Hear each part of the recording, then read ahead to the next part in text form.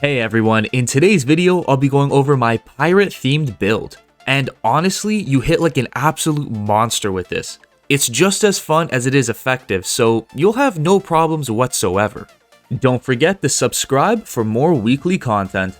I also have a Discord set up for anyone looking for more people to play with. The link to that and other Elden Ring related videos will be in the description down below. Alright guys, let's dive into the build starting off with the weapons, and for that I'm going with the GROSSMESSER. You could also use the falchion or the scimitar, which all look pretty similar and close to the cutlass sword that pirates would use. With its Ash of War, I'm using SEPPUKU with the bleed variation, because even if you build strength or dex with this weapon, the damage isn't that great, so you might as well take advantage of its attack speed to place a status effect really quickly. And what better status effect than bleed? I think it's been nerfed a bit with the latest patch, but it's still a strong option. There's also another way of increasing our damage by using a talisman, and that being the Lord of Blood's Exultation, which increases our damage by 20% whenever a blood loss happens near us, or the curved sword talisman that increases the damage of counterattacking by 20%. Honestly, there's no right or wrong answer, both talismans are really strong with this setup.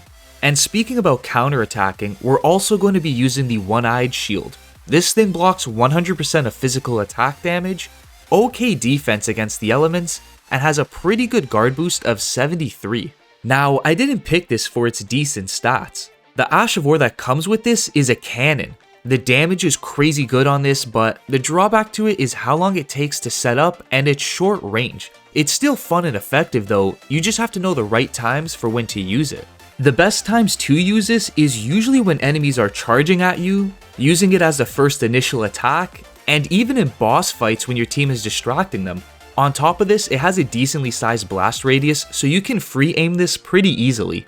In addition, there's another talisman I like to use to help out with the blocking, and that being the GREATSHIELD. All it does is increase our guard boost by a bit, so we lose less stamina whenever we block a hit. Cause it's really annoying getting guard broken, so I'm trying to avoid that at all costs. Lastly, we have one more weapon left to complete the pirate build, and it wouldn't be complete if I didn't add the cannon to this. This is another weapon that hits like a beast, firing great bolts that can stagger even the stronger enemies in the game. I know what you're thinking, this thing shoots slow and it'll be hard to use. But I made a video on this on how you can shoot it rapidly and also use crossbow bolts to do the same damage as a great bolt. It's really busted. So if you want to check out that video to make this build even better, I'll put a link in the description down below. On top of this, the cannon shoots bolts, so I'm also using the Arrow Stings Talisman. This just increases the cannon's damage by an extra 10%. Now, this is a lot of weight to be carrying around. So for the last talisman slot, I'm going with the Great Jar's Arsenal. It increases our max equip load by 19%, saving us some extra levels in endurance so we can put them somewhere where they're more needed. Next up, we have the Flask of Wondrous Physic. There's nothing special with this, I'm just using the Dexterity-KNOT to increase my dex by 10 levels for some extra damage, and the Flame-Shrouding tier to increase my fire damage, since the shield's special attack is literally a huge fireball. Also, if you use fire bolts or explosive bolts for the cannon, it increases that damage by a bit as well. Alright, now for how to maximize this build. The first thing to do when you see an enemy from a distance is to use the cannon if he's really far away. And as he gets closer, that's when you want to use the shield's special attack to do a huge amount of damage and either stagger them or knock them to the ground.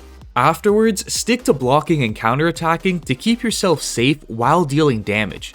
There's a few ways it usually goes down. You either 1, kill him with the sheer amounts of blood loss because our weapon can inflict a crazy amount, or 2, his stance gets broken and you can end the fight with a critical hit.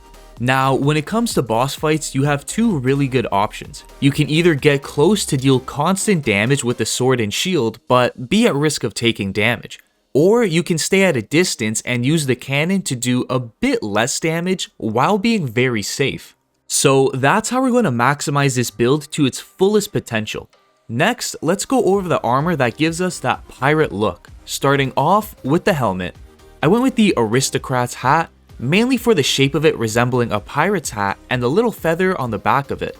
With the chest piece, I went with the Raptor's black feathers. It's literally the bandit gab with a feather cape, so you can go capeless if you want to. For the gauntlets, I'm using the Perfumer's gloves because they look really sleek with the leather style. You can also use the PRECEPTOR'S gloves, which are more black and bulky looking. They both look really nice, so there's no wrong choice here. And lastly, we have the PRECEPTOR'S trousers as the nice black pants and boots to really match the dark pirate look. I will mention that none of the armor provides any special buffs, and it's all simply for cosmetic purposes only. Now for the stat requirements, you'll need a minimum of 36 strength and 12 dex to use the shield, cannon, and sword. Afterwards, I would recommend putting your points into arcane to further increase the bleed buildup on your sword. I'm also going to put links in the description down below for all the gear I'm using, if you want to see more information on them and where you can find them for yourself. That's everything for today's video. I'd like to give a big thanks to the members of my channel for supporting me on my videos and the future ones to come. Thanks for watching, and I'll see you all in the next one.